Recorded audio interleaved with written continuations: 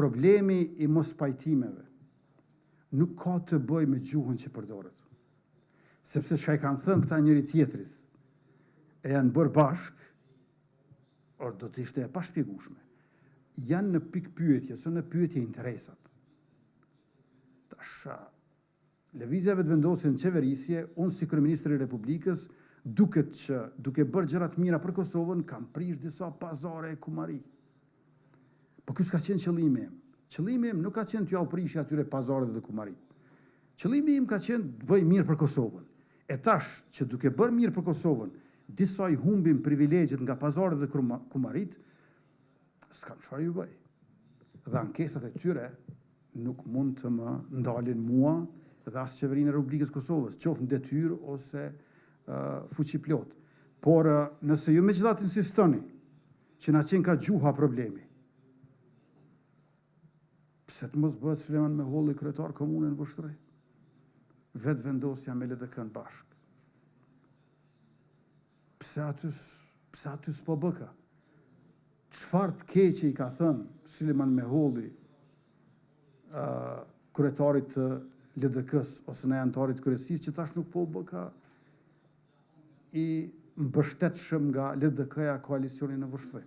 Edhe njerë po e theksoj, ka të bëj me pazare, kumari, interesa, nuk ka të bëj për fjalët e përzgjedhura ose jo në deklarimet publike. Duhet të presim zonjën presidente për hapat e më të tjershëm. Unë besoj që ka qenë mirë të ishim kursyer së paku nga zgjedhjet në dhjetor. Nëse s'ja dalim do të shmangim zgjedhjet në prill, atëherë së paku në dhjetor të mos i kishim. Me qenë se tash, ju e dini të gjithë ne jemi të përqendruar shumë tek balotazhi në komunat ku marrim pjesë, por nuk është në dorën tonë. Besoni, jemi përpjekur maksimalisht, kemi ofruar kompromise, koncesione, por nuk u bë.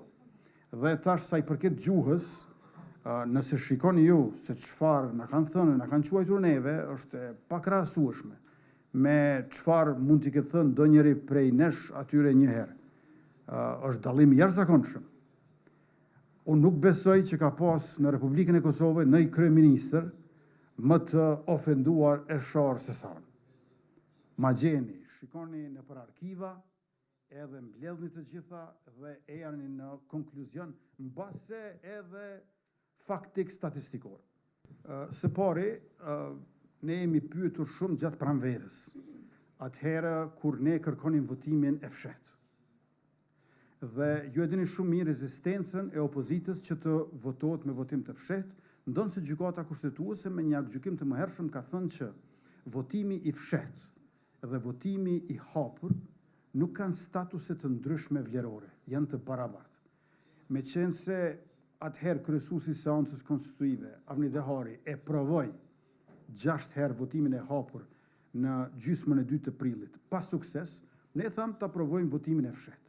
Dhe në muajin maj, kur vinë këto deklaratat tona, vinë pikrisht atëhere kur duke i qartazi se kishte vullnet të opozita, por me kusht që të mos ekspozoheshin ndaj krerëve të partive dhe ndaj medjave në përgjithësi se e dhanë votën për konstituim kuvendit. Pra, kishte një lloj trysnie të jashtëzakonshme mbi deputetët në muajin maj, si vjet, që kurse se të mos bëjnë as takime me lëvizjen vetëvendosje. E votimi i fshehtë për neve edhe ishte e drejtë, ligjore, edhe ishte obligim politik për të konstituuar institucionet që fillojnë me atë të kuvendit të legjislaturës 9, por në anën tjetër ishte edhe shans për dal nga gërçi. Dhe unë besoj që në atë periudhë, po të votohej me votim të fshehtë, Albrina Haxhiu i ka pas 61 vota. Edhe sot e kësaj dite mendoj asgjë. Tash nuk mund të themi se s'do ta provojmë asnjëherë më. Po, ose nuk dihet. Unë jemi bindur që në atë kohë Albulena i ka pas 61 vota me votim të fshehtë. Dhe insistimi im ka qenë më testoni, pra më provoni. Besoj që nga pranvera, vera deri në vjesht, numrat kanë lëvizur. Prej 56 deri në 62-3, nga java në javë. Dhe dje ishin 56, tash janë 3-4 deputet që na e kanë thënë shumë qartë, Bëni ju 60 vota, ne jemi i 61. Kjo i bie që po t'i kishim 60, do bëhemi 63 ose 64. Po, jemi tash ku jemi këtu dhe vazhdojmë. Ndoshta përfshirë edhe listën sërbe, por ju e dini që dje u bë një deklarim nga PDK-ja, që nuk ka koalicion, kështu që 64-shit heqja 24 me njerë. A i bje ashtu, në bazë deklarimeve të tyre, me qenë se pyetja juaj ishte bazuar në liderët e partive politike të tjera, pra minus 24 prap nuk i kanë. Edhe kjo presupozon që ata mund të bëhen me listën sërbe. Nuk e di a është dikush për partive opozitare aq optimist për këtë gjë, nëse e synojnë atë, por edhe njerë po them, është në diskrecionin e zonjës presidente rruga përpara. Qëndrimi im për listën sërbe nuk ka ndryshuar dhe është e rëndësishme që kemi instaluar më në fund pluralizëm politik në të gjitha komunitetet. Ne shqiptarët që jemi rreth 92%, kemi me 10 parti politike, 3 deputetët e partive bosnjake, janë të 3 partive të ndryshme bosnjake, 2 deputetët nga komuniteti egjiptian janë nga 2 parti të ndryshme, pse u dashka që vetëm komuniteti sërb t'jenë vetëm të një partije. Tash e kemi edhe Nenad Rashiqin, edhe unë besoj që nuk bën t'i bëhet e padrejt atij, duke reduktuar komunitetin sërb në përfaqësimin politik vetëm tek lista srpske. Sa zvaničnim Beogradom mi imamo sporazum, ne samo dijalog. Mi imamo sporazum iz Brisela iz februara meseca 2023. godine. Potom imamo i onaj implementacioni aneks iz Ohrida iz marta meseca 2023. godine. Treba izvršenje istih, treba implementacija tih sporazuma. I ja sam spreman za to. Znači, nama treba normalizacija odnosa putem implementacije tih sporazuma, jednog sporazuma tjedno i aneksa za implementaciju, ali istovremeno mi tražimo da najpre Beograd predaje glavnog kriminalca i teroristu Milana Radojčića, koji što se tiče našeg tačka gledišta, on je u bekstvu.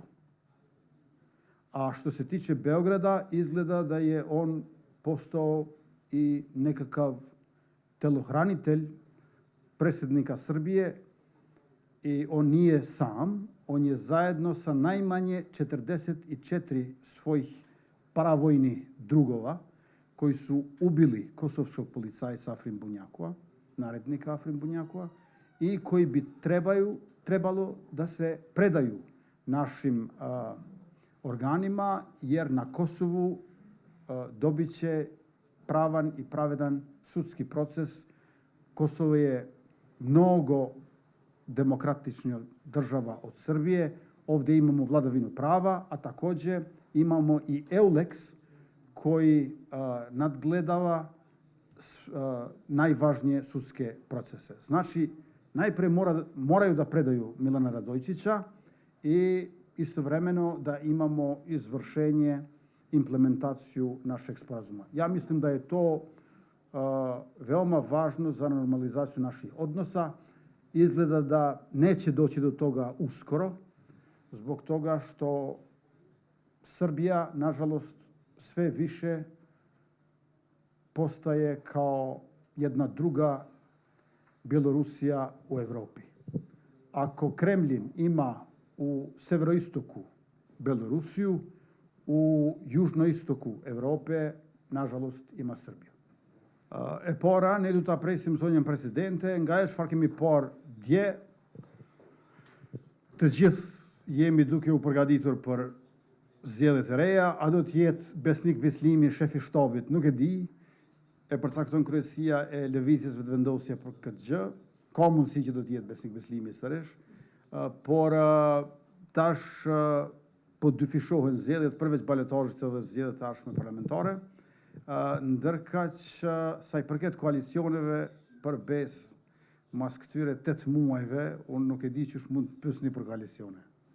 Dhe me thënë është më vështirë tash të bëhen koalicionet, pakrahasimisht se sa le të themi para 8-9 muajve apo një viti, për shkak të vonesave dhe pengesave që janë shkaktuar, duke mos harruar që ato duhet të numërohen realisht prej 15 prillit e këtej, se deri në 27 mars nuk janë certifikuar zgjedhjet. Dhe në këta 6 muaj e gjysmë gati, mbi 5 muaj janë duke e pritur gjykatën kushtetuese, ku lëvizja vetëvendosje dhe unë si kryeministër nuk e kemi dërguar asnjë ankesë. Ankesat i kanë dërguar të tjerët dhe i kanë shkaktuar vonesat e pengesat. Prandaj, në këtë atmosferë si jemi tani, unë nuk shoh mundësi për koalicion, por në zgjedhjet e ardhshme do ta keni atë që në fakt nuk është se s'është ditur.